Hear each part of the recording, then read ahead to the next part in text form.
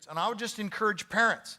I've said this before, and it usually isn't very popular, but if you have a junior high boy who has a laptop computer or a desktop or whatever, or access to a computer in the privacy of his own room, you may as well just buy hundreds and hundreds of pornographic magazines, stack them up in his closet, and say, hey, don't look at those, okay?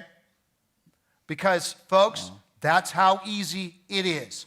Access on the internet to all of this stuff. I said this one time at this church, and a mother came up to me afterwards and said, I can't believe you said that.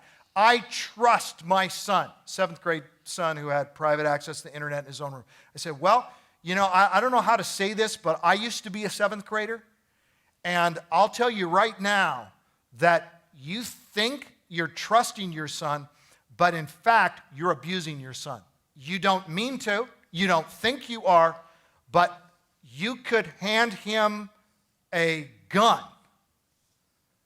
and his life might turn out better than if you just let him go wherever he wants to go on the internet. We have in our church, not dozens, but cumulatively, hundreds of men who have become addicted to pornography, and for most of them, it started in junior high and high school, and these days, it's starting through internet access. And so, Randy, you've done a lot of research on this stuff. Could you tell us, both men and women, what effect will pornography have in marriage and also for future marriage? Well, it kills the heart. It makes somebody go nowhere in their relationship with God. They live under guilt. They live under oppression. And by the way, there is freedom from this bondage. And there's numbers of things going on at the church, things coming up, the different men's things that relate to purity. There's recovery groups. You can, if you are in bondage to it, you can break out of it.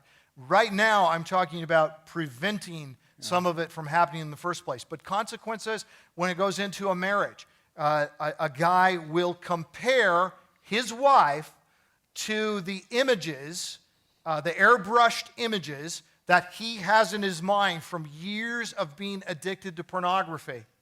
And she's never going to match up, and he's going to have eyes that are going to be always going to other women.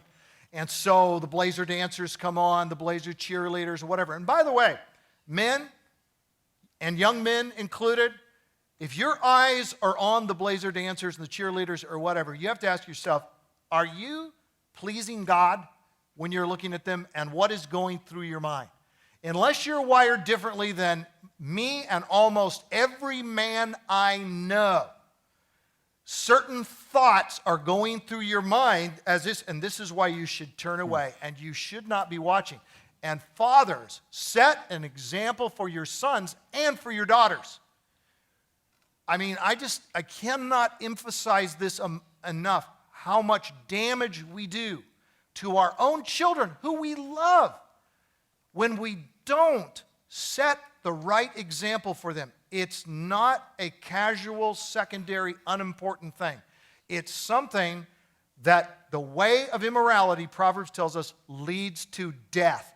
And the Father is saying, don't let it kill you. Don't let it trap you in the noose. It's going to take you down if you let yourself go that way. And as a loving Father, He's warning, and He's saying, son, don't go there. And He's setting the example for His son by not going there Himself.